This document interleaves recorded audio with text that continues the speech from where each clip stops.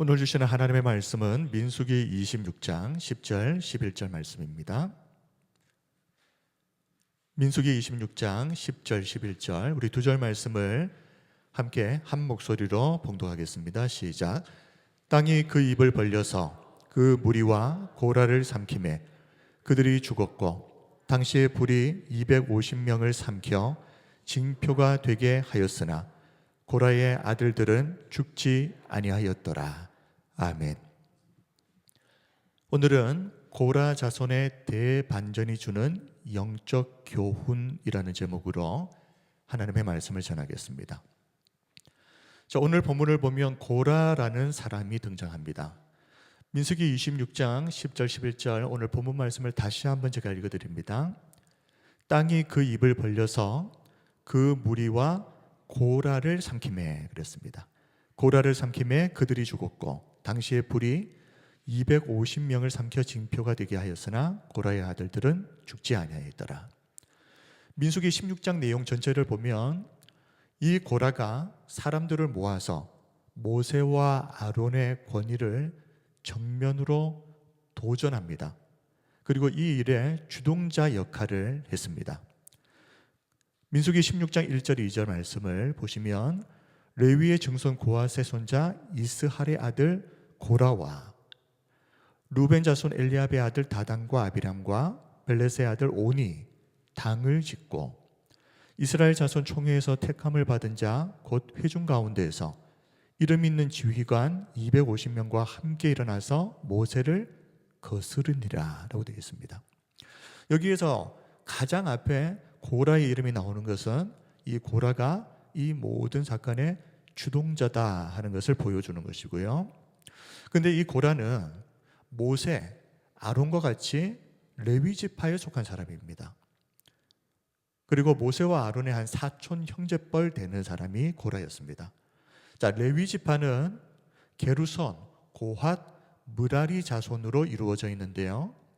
이 세 자손들 가운데에 고라는 고핫 자손에 속한 사람입니다.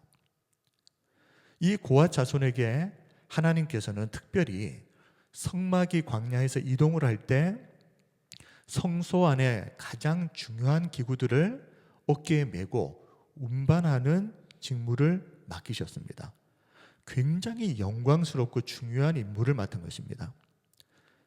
성소 안에 있는 중요한 성물, 예를 들면 법궤, 진설병상, 등잔대, 제단, 그 외에도 성소에서 사용하는 각종 기구들, 이것들을 옮기는 정말 중요한 성물 관리 책임자의 일을 이 고라가 속한 고핫 자손에게 맡겨주신 겁니다.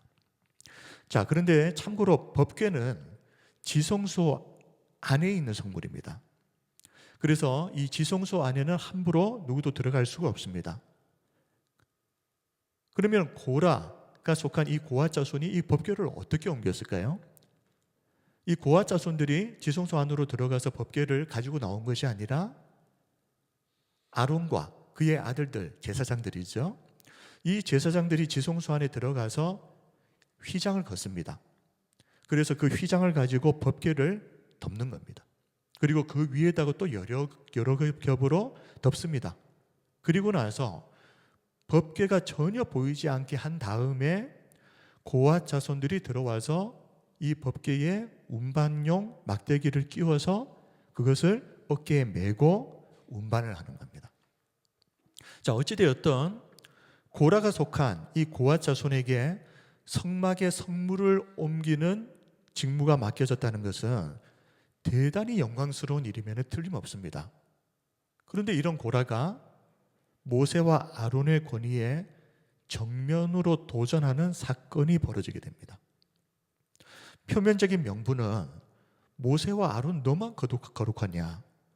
우리 모든 백성들도 거룩하다 이것이었습니다. 민수기 16장 3절 그들이 모여서 모세와 아론을 거슬러 그들에게 이르되 너희가 분수에 지나도다. 회중이 다 각각 거룩하고 여호와께서도 그들 중에 계시거늘 너희가 어찌하여 여호와의 총회 위에 스스로 높이느냐. 자, 이 말이 언뜻 보면 맞는 말처럼 보이기도 합니다. 마치 오늘날의 만인 제사장 개념처럼 보이는 내용입니다. 이렇게 고라가 사람들을 모아서 이 백성들을 핑계로 내세우고는 있지만 고라의 진짜 속내는 무엇이었겠습니까? 나도 똑같은 레위 지파에 속한 사람이고, 아까 고라가 레위 지파 사람이라고 말씀드렸죠. 그리고 성소의 가장 거룩한 물건들을 직접 만지고 또 그것을 운반하는 고핫 자손의 사람인데 왜 제사장직은 아론 너희 집안만 독점하느냐 하는 것입니다. 자신들은, 이 고핫 자손들은 이 성막의 무거운 기물들을 어깨에 직접 올려 메고 옮기는, 어찌 보면 대단히 수고스러운 일을 했습니다. 그런데 이 고핫 자손, 특별히 고라가 볼 때는 폼나는 일은 하나님 앞에 나가서 멋지게 멋있게 예배드리고 이 예배를 집례하는 이런 일은 모세와 아론의 집안이 독식하고 있다, 이게 기분이 나빴던 겁니다. 그리고 또 시기를 했던 겁니다. 그런데 고라의 이 말은 결국 모세와 아론에게 이 직무를 맡기신 하나님의 권위에 대한 도전이었고, 그리고 동시에 이 자신에게 맡겨졌던 이 고귀하고도 중요한 직무를 하찮게 여긴 것에 불과한 것입니다. 민수기 16장에 나오는 이 고라 사건 이전에도 약 38년 전으로 아마 추측을 합니다만은 민수기 12장을 보면 이런 반역 사건이 또 한 번 있었습니다. 모세의 형이었던 아론과 누나 미리암이 모세의 권위에 도전한 적이 있었죠. 그런데 그때 하나님은 이 일로 이 모든 일을 주동했던 이 미리암에게 나병이 걸리게 하신 일이 있었습니다. 자, 그런데 이런 일이 있었다는 것을 알고 있었음에도 또 다시 모세와 아론의 권위에 반역하는 이 일이 다시 또 반복해서 벌어져 버렸다. 그래서 이 고라의 반역은 더욱 심각한 일이라고밖에 할 수 없습니다. 자, 게다가 아론과 미리암은 그저 소수의 두 사람이 도전했던 것이었지만 고라는 대단히 치밀하게 계획을 세워서 많은 사람들을 모아서 이 일을 밀어붙입니다. 성경을 보면 고라는 혼자 움직이지 않습니다. 주변에 영향력이 있는 인물들을 최대한 끌어들여서 일단 자신의 세력을 키우는 치밀함을 보여주고 있습니다. 다시 민수기 16장 1절 2절을 다시 한번 보겠습니다.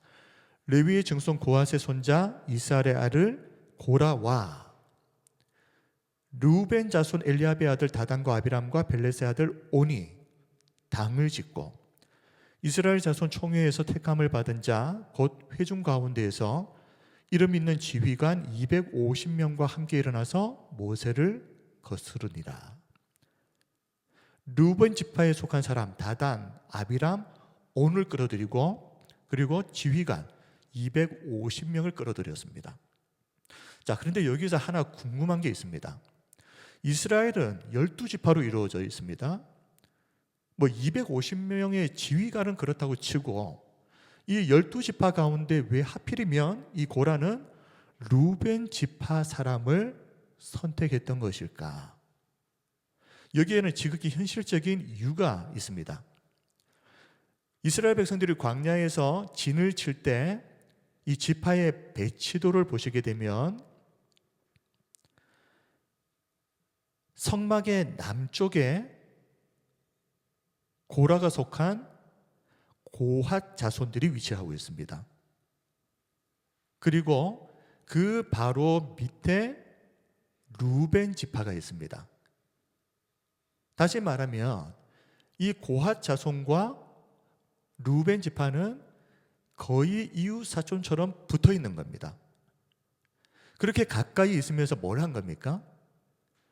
만날 때마다 불평하고 원망하는 겁니다. 왜 우리는 이렇게밖에 못하고 있는데 저 레위 지파 사람들만 저런 특혜를 누리느냐? 뒤에서 뒷담화하는 수준에서 이제는 이렇게까지 일이 반역이라는 일로 커져버린 것입니다. 거기다가 이 루벤은 본래 야곱의 장자였죠. 그래서 아버지로부터 장자의 몫을 받아야 되는 사람이었는데 한 가지 사건이 있었습니다. 아버지 야곱의 아내였고 또 라헬의 몸종이었던 이 서모 빌하와 통간하는 죄를 지어버렸습니다. 이 일로 이 르우벤은 영적으로 정치적으로 장자권을 잃어버리게 되는데 그 후에 유다 지파 그리고 레위 지파가 어찌 보면 이스라엘의 어떤 대표격인 것처럼 이제 앞에 나서서 주도하는 역할을 맡게 됩니다. 그러니 이 모세와 아론이 속한 레위 지파에 대해서 이 르우벤 지파가 항상 얼마나 불만이 있었겠습니까? 원래 저 자리가 우리 자리인데 라는 생각을 하면서 이 레위 지파를 볼 때마다 마음이 편치가 않은 겁니다. 이걸 고라가 잘 알고 있었던 겁니다. 그래서 레위 지파에 대해서 가장 반감을 가지고 있을 거라고 생각되는 이 르우벤 지파, 이 르우벤 지파에 속한 세 사람을 의도적으로 포섭을 해서 이용한 겁니다. 자, 일단 이렇게 사람들을 모아서 세력을 키운 고라가 이 동조자들을 앞세워서 모세를 맹렬하게 비방을 하는데요. 민수기 16장 3절입니다.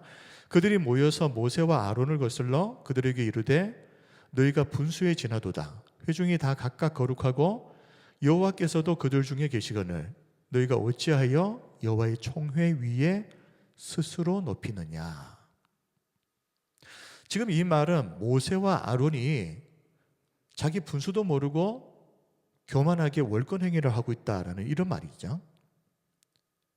모세, 아론 너희만 거룩하냐? 우리도 거룩하라. 그런데 왜 너희는 스스로를 높이느냐? 자, 그런데 모세 입장에서는 이 말이 참 억울할 수밖에 없는 말입니다. 모세는 단 한 번도 그렇게 자신을 높이거나 교만하게 행했던 적이 없었기 때문에 민수기 11장을 보면 이 모세는 혼자서 이 백성을 감당할 수 없습니다. 그러면서 오히려 70명의 장로를 세워서 자신의 권력을 스스로 분산시켰던 사람입니다. 심지어 민수기 11장 26절에서 30절의 내용을 보면 모세가 이 장로를 세웠을 때 하나님의 영이 임해서 이 70명의 장로들이 예언을 하는 일이 있었습니다. 그런데 뜻하지 않은 엘닷과 에닷이라는 사람에게도 하나님의 영이 임해서 이 두 사람도 진중에서 예언을 하는데 이것을 보면서 대단히 불편했던 사람 한 소년이 있었습니다. 시기심이었죠. 그래서 모세에게 달려와서 엘닷과 에닷 이 두 사람이 진중에서 예언하는 것을 못하도록 금지해 주십시오.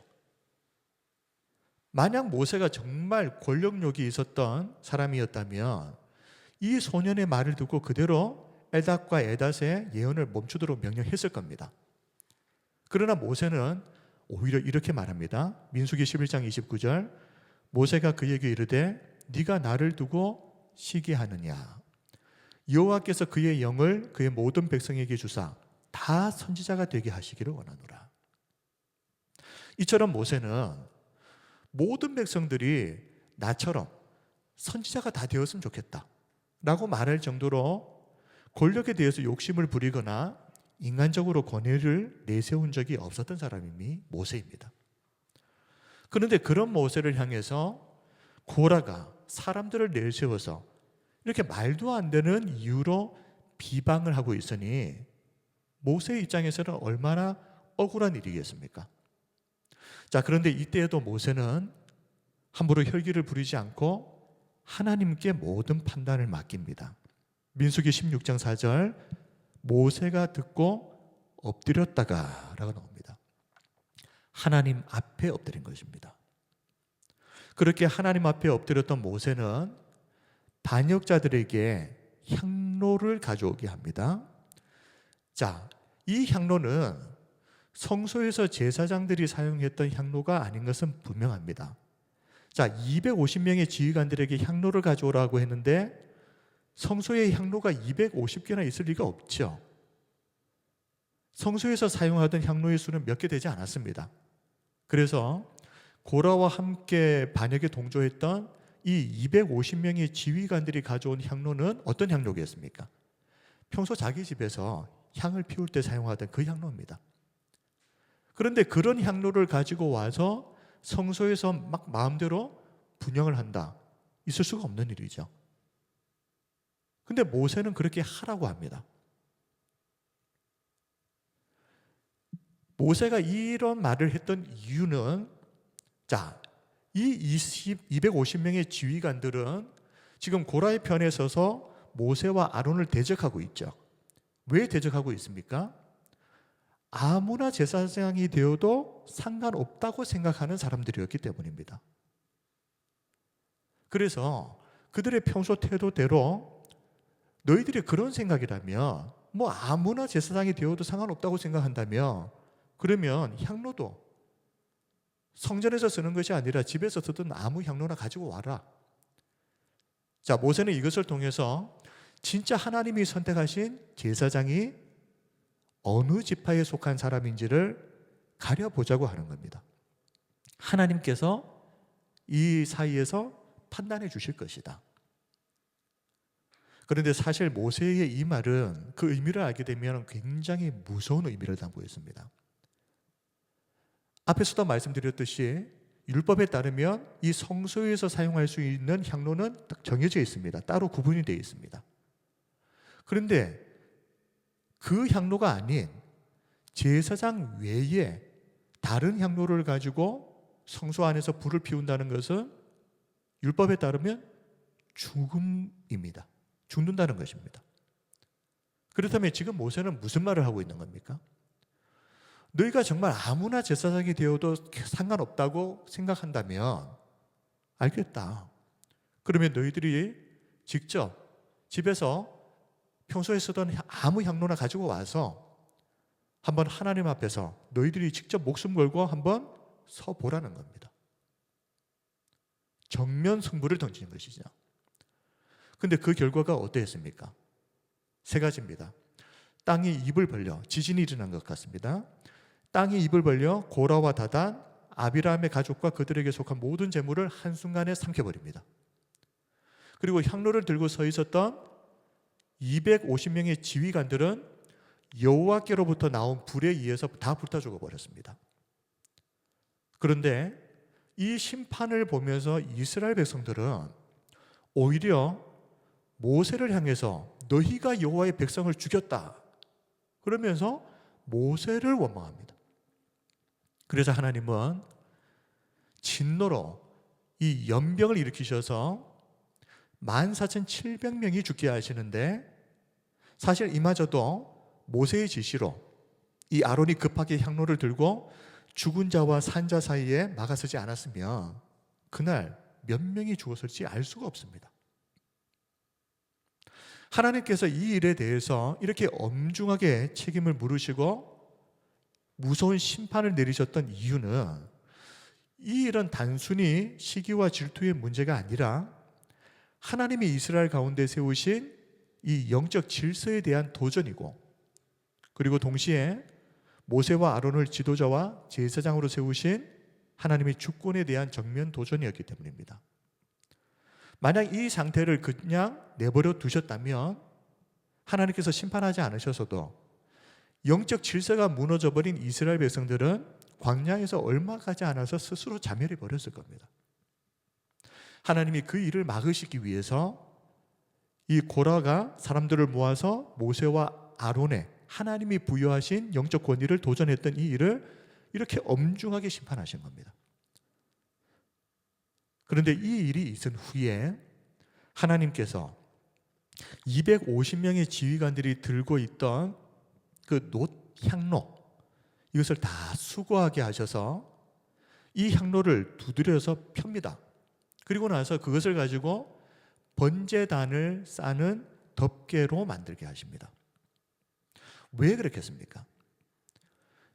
좀 길기 때문에 민수기 16장 36절에서 40절 내용을 다 보지는 않겠습니다만은 40절만 보겠습니다. 이스라엘 자손의 기념물이 되게 하였으니 이는 아론 자손이 아닌 다른 사람은 여호와 앞에 분향하러 가까이 오지 못하게 함이며, 첫 번째 이유. 두 번째 이유는 또 고라와 그의 무리와 같이 되지 않게 하기 위함이라. 여호와께서 모세를 시켜 그에게 명령하신 대로 하였더라. 자, 하나님께서 250명의 지휘관들이 들고 있었던 그 놋 향로를 가지고 법궤의 덮개로 만들게 하신 이유는 이스라엘 백성들이 하나님 앞에 예배를 드리러 올 때마다 번제단을 싸고 있는 이 덮개를 보게 하신 겁니다. 그리고 그 덮개를 볼 때마다 이스라엘 백성들이 고라 사건, 이 사건을 상기시키도록,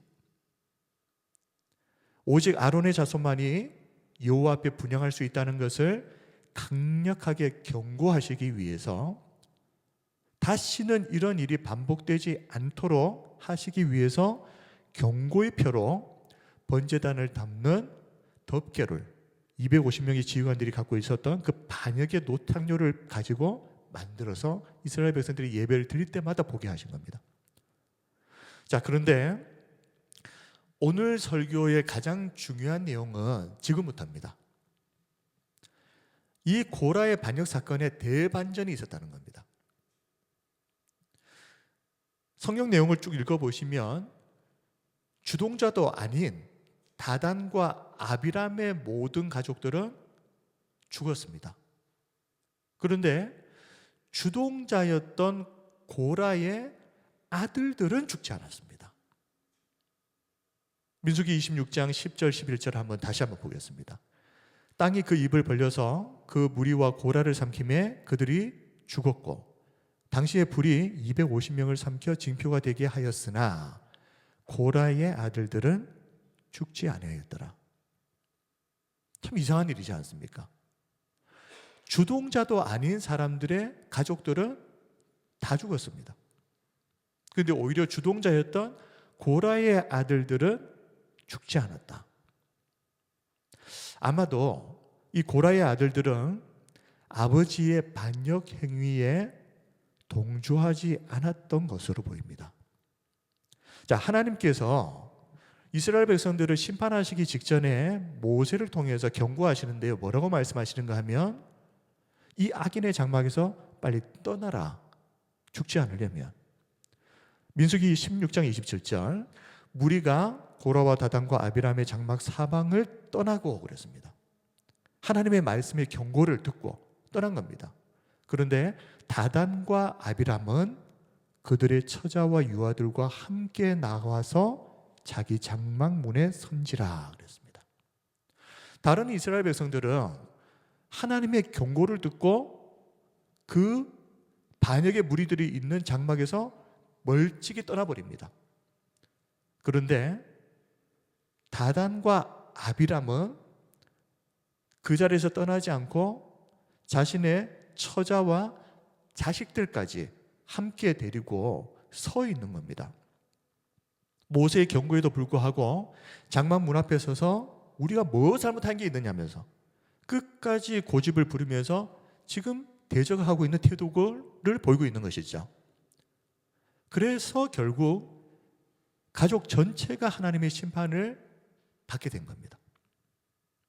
그런데 고라의 아들들은, 이 말씀을 보면 이 고라의 아들들은 나오지 않죠. 그것은 이 고라의 아들들이 주동자였던 아버지의 편이 아니라 하나님의 편에 선 겁니다. 그래서 모세의 말에 순종해서 그 심판의 자리를 급하게 떠났습니다. 결국 이것이 고라가, 아버지였던 고라가 이 모든 일의 주동자였음에도 불구하고 그의 아들들이 살 수 있었던 이유입니다. 대반전이죠. 이 일을 통해 볼 수 있듯이 하나님은 어떤 분이신가? 어떤 경우에도 아버지가 죄를 지었다고 해서 아무 죄도 없는 그의 자녀들에게까지 연좌죄를 적용해서 죄를 물으시는 분이 아니다. 구약 성경을 보면 여러 구절이 나오지만 신명기 24장 16절만 보겠습니다. 아버지는 그 자식들로 말미암아 죽임을 당하지 않을 것이요 자식들은 그 아버지로 말미암아 죽임을 당하지 않을 것이니 각 사람은 자기 죄로 말미암아 죽임을 당할 것이니라. 에스겔 18장, 예레미야 31장에도 보면 똑같은 내용이 나와 있습니다. 각 사람은 자기 죄로 말미암아 죽임을 당하는 것이지, 아버지가 죄를 지었다고 해서 아무 죄도 없는 자식들이 그 죄를 같이 이어받는 거 아니다. 그리고 신약 성경을 보면 요한복음 9장을 보시면 제자들이 길가에서 날 때부터 맹인된 사람을 봅니다. 그래서 예수님께 질문을 하죠. 이 사람이 날 때부터 맹인이 된 것은 누구의 죄 때문입니까? 자기 죄 때문입니까? 부모의 죄 때문입니까? 라고 질문합니다. 이 질문을 보면 사실상 이 연좌죄의 가능성을 지금 열어두고 있는 거죠. 예수님은 부모의 죄 때문이 아니다라고 분명히 말씀하셨습니다.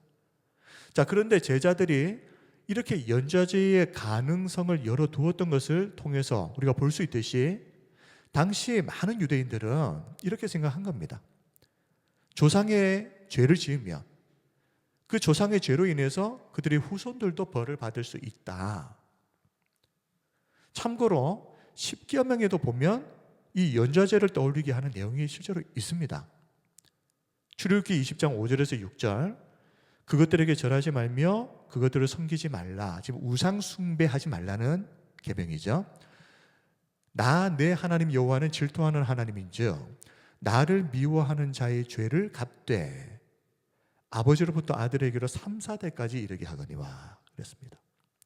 그리고 나를 사랑하고 내 계명을 지키는 자에게는 1000대까지 은혜를 베푸느니라.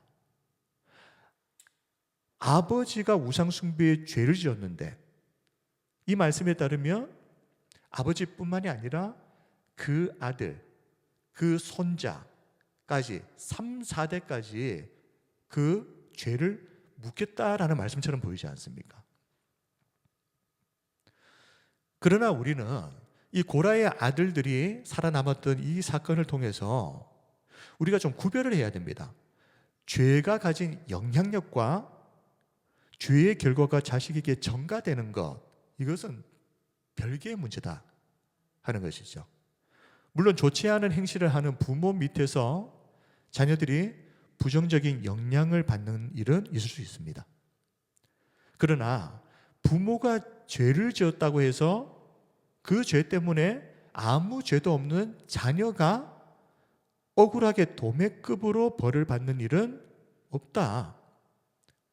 그렇다면 십계명의 이 말씀을 어떻게 이해해야 되겠습니까? 3, 4대까지라고 했는데 이 말씀은 그만큼 우상 숭배의 죄는 무겁다는 겁니다. 그러니 절대 우상 숭배를 해서는 안 된다 하는 강력한 경고의 의미로 받아들여야지 이 말씀을 연좌죄를 의미하는 것으로 이해해서는 안 된다는 것을 말씀드립니다. 자, 지금부터 살아남은 고라의 아들들 그리고 그의 후손들에게 어떤 놀라운 일이 일어났는지 그 기가 막힌 대반전에 대해서 마지막으로 한 번 더 말씀을 드리겠습니다. 자, 훗날 이 고라의 자손들은 성전에서 찬양대로 봉사를 하면서 하나님을 찬양하는 찬양의 가문이 됩니다. 시편을 보면 총 11편의 고라 자손의 시가 기록되어 있습니다.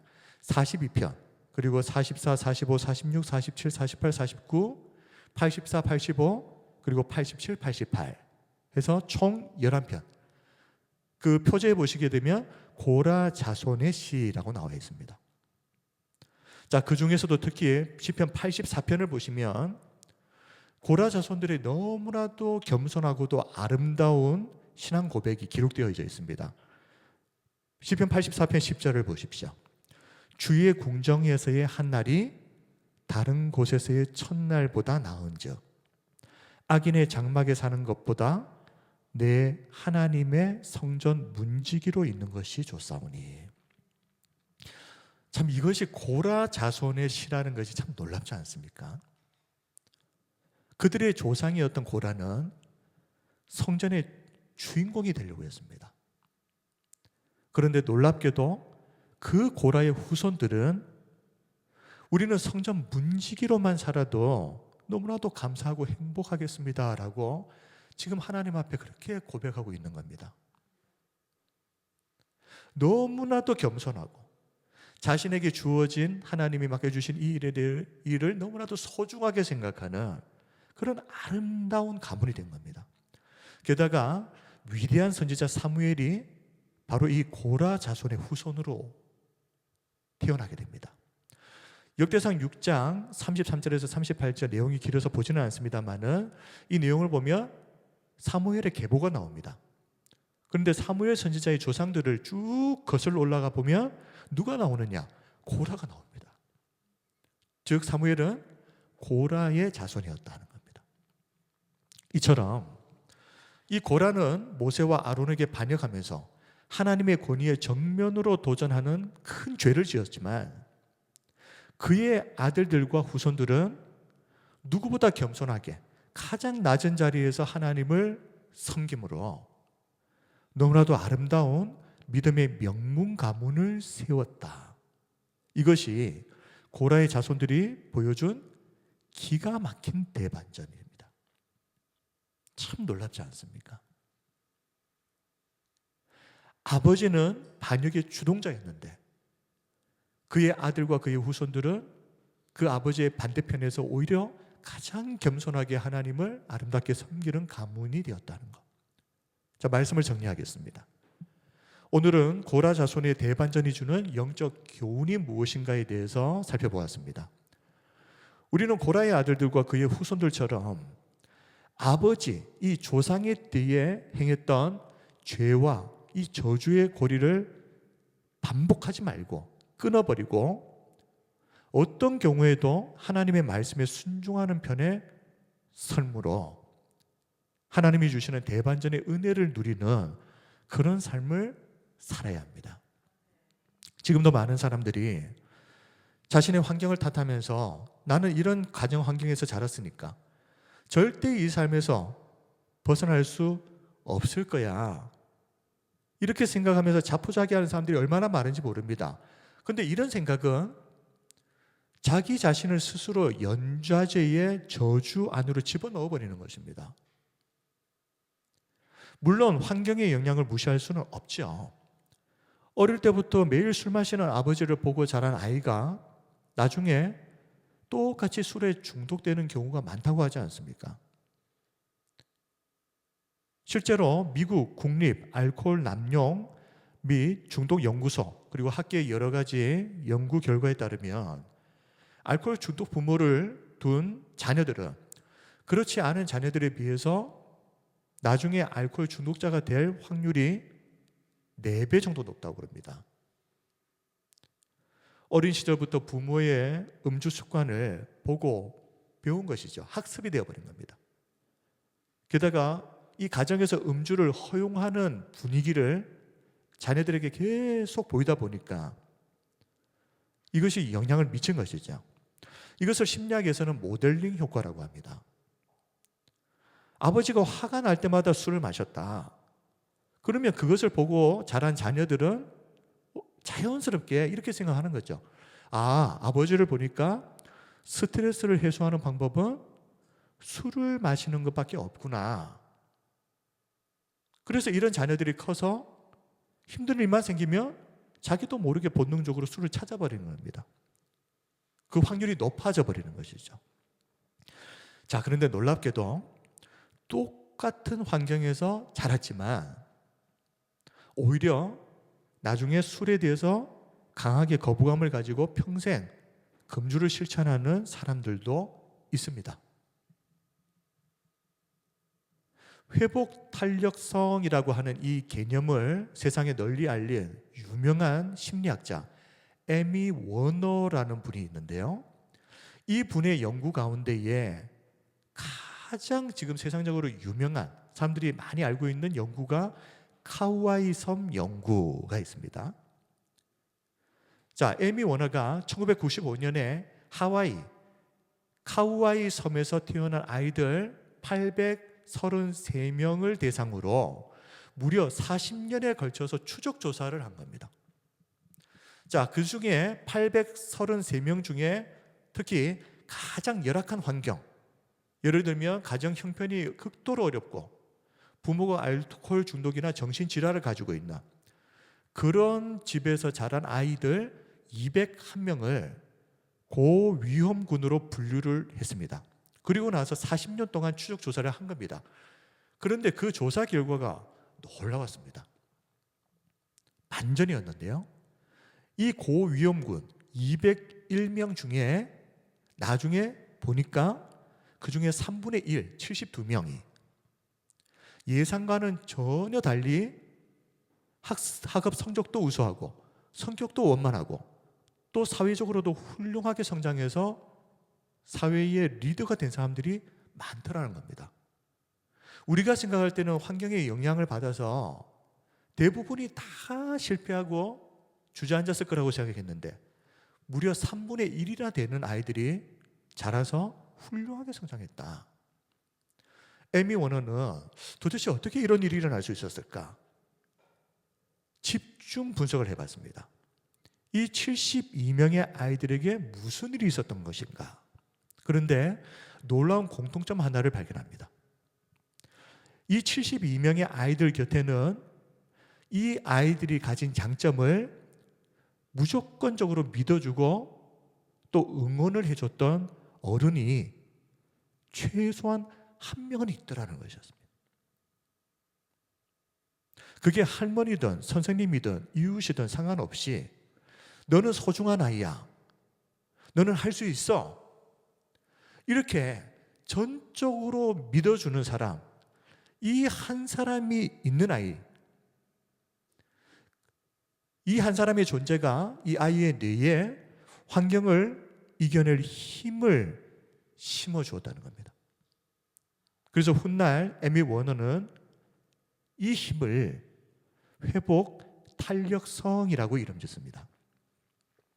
시련이나 고난을 겪을 때 원래의 상태로 회복하는 수준을 넘어서 그 역경을 성장의 발판으로 삼는 심리적인 근력, 이 회복 탄력성이 있더라. 어떤 아이들에게요? 자신을 전적으로 믿어주고 응원해주는 그 어른 한 명이라도 있었던 사람. 오늘날 수많은 사람들이 절망과 상처의 늪에서 빠져나오질 못하고 이것은 내 운명이야. 나는 절대 여기에서 빠져나올 수 없어. 그러면서 자포자기해버리는 일들이 얼마나 많은지 모릅니다.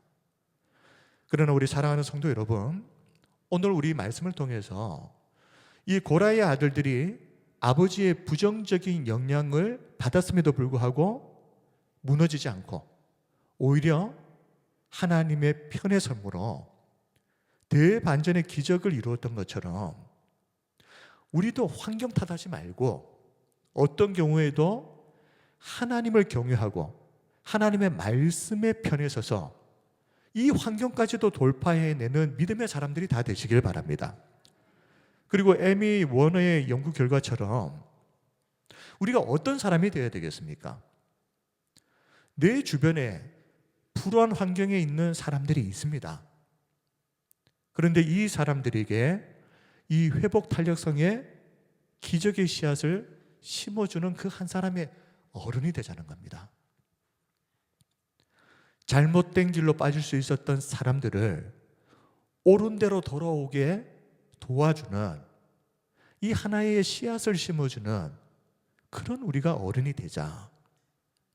그래서 오늘 말씀은 단순히 우리만 이 운명의 굴레에서 벗어나자, 이 환경의 부정적인 환경에서 벗어나자가 아니라 하나님께서 우리에게 그런 은혜를 주셔서 지금 우리를 이렇게 세워주셨는데 이제부터 우리는 내 주변의 사람들을 돌아보면서 운명을 탓하고 거기에서 빠져나오지 못하고 있는 사람들에게 어른이 되어주자.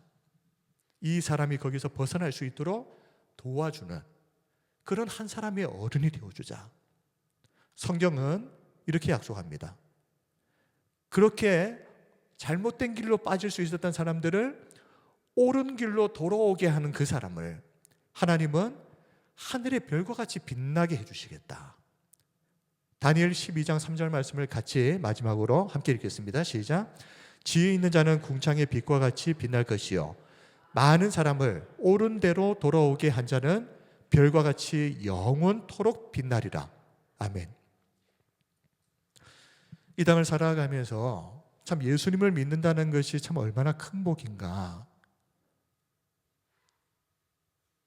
하나님의 은혜가 없었더라면 사실 그 늪에서 빠져나오지 못했을 사람들이 대부분입니다. 하나님께서 우리에게 그런 은혜를 주셔서 사실 알고 보면 고라처럼 심판받았어야 될 인생을 고라의 아들들처럼 살 수 있도록, 그리고 대반전의 기적을 누리는 인생이 될 수 있도록 하나님께서 우리에게 은혜를 주셨는데, 이제는 우리를 통해서 세상에 그 기적이 흘러가는, 많은 사람을 옳은 대로 돌아오게 하는 이 일에 우리 한 사람 한 사람이 쓰임받는 이 은혜가 있으시기를 주님의 이름으로 축원합니다. 아멘. 우리 하나님께 찬양 드리고 기도하겠습니다.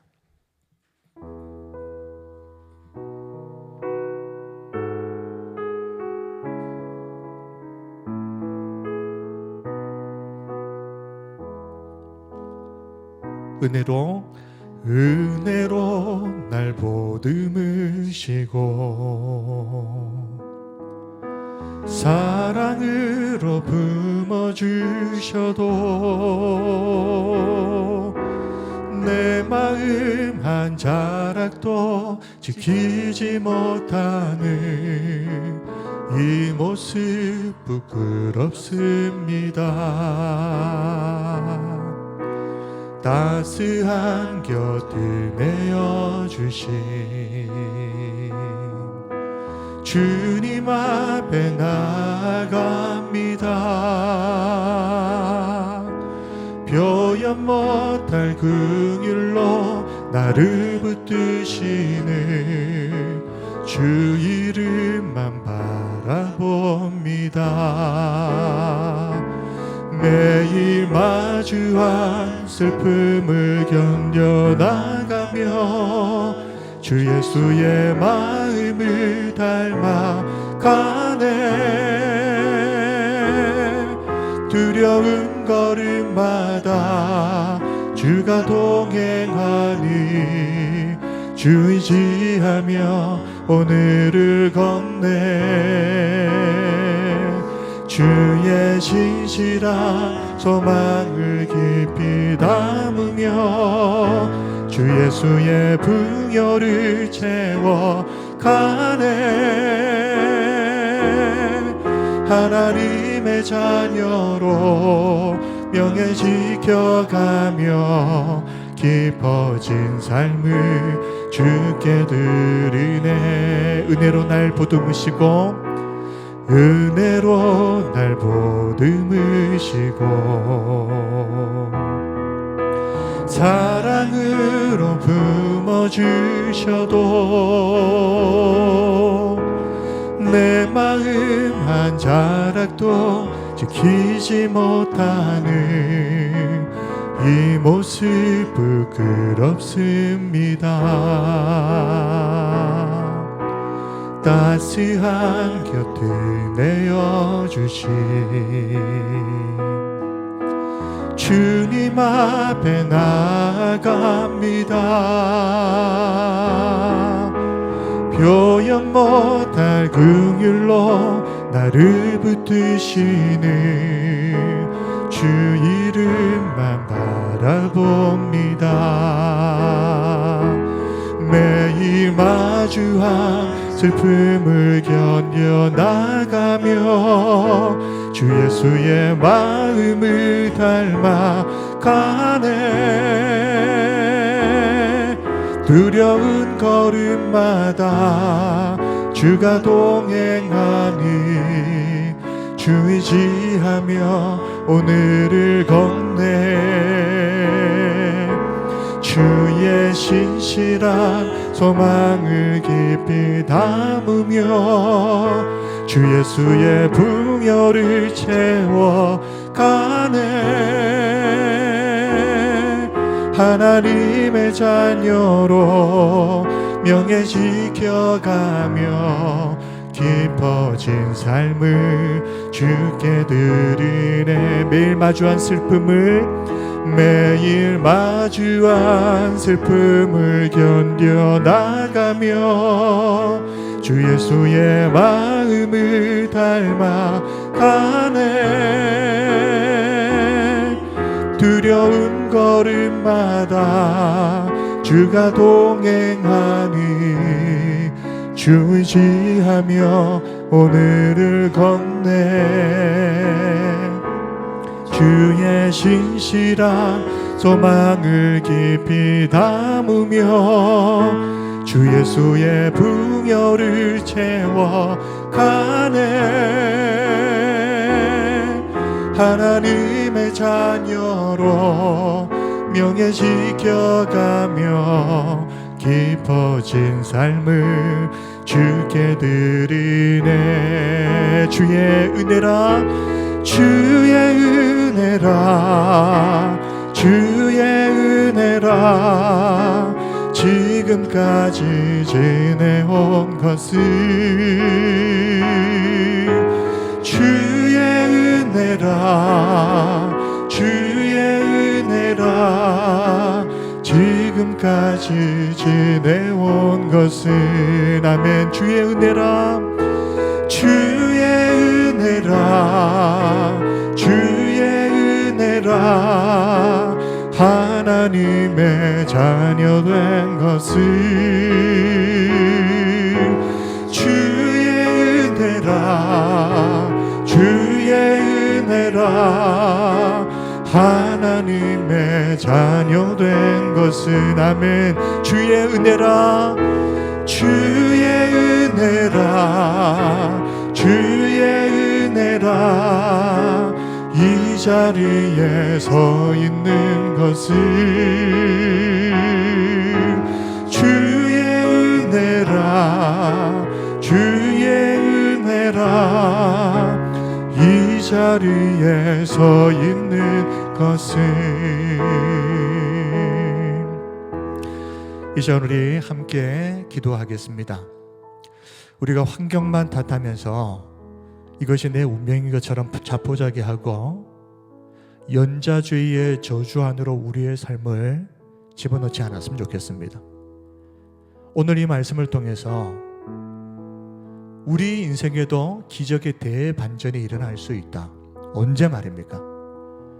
죄를 거부하고 하나님의 말씀의 편에 서기로 결심할 때, 그때에 하나님께서는 성도들의 인생에 대반전의 기적이 일어나게 하실 것입니다.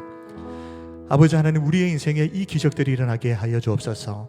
그리고 우리를 통하여서 세상에 정말 힘들고 어려운 환경 속에서 주저앉아 있는 영혼들을 다시 한번 일으켜 세우고 그 저주의 자리에서 나올 수 있도록 도와주는 그 한 사람의 어른이 되게 해 주옵소서. 아버지 하나님, 우리에게 주신 그 사명 감당하는 인생을 살게 해 주옵소서. 우리 함께 통성으로 기도하겠습니다.